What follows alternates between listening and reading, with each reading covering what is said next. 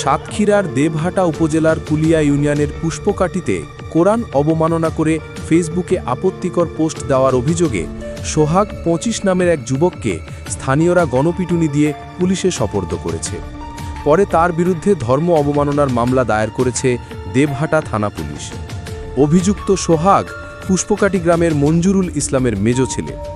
সোমবার ৬ অক্টোবর জোহরের নামাজের পর নিজের বাড়িতে সে কোরআন অবমাননাকর একটি স্ট্যাটাস দেয়।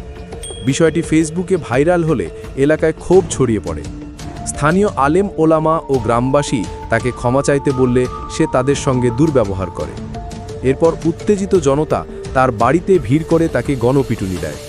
খবর পেয়ে দেবহাটা থানার পুলিশ ঘটনাস্থলে গিয়ে সোহাগকে উদ্ধার করে থানায় নিয়ে যায়। দেবহাটা থানার অফিসার ইনচার্জ গোলাম কিবরিয়া হাসান জানান, অভিযুক্ত সোহাগকে আটক করা হয়েছে এবং তার বিরুদ্ধে ধর্ম অবমাননার মামলা প্রক্রিয়াধীন রয়েছে। ঘটনার পর এলাকায় উত্তেজনা বিরাজ করছে, তবে বর্তমানে পরিস্থিতি পুলিশের নিয়ন্ত্রণে রয়েছে।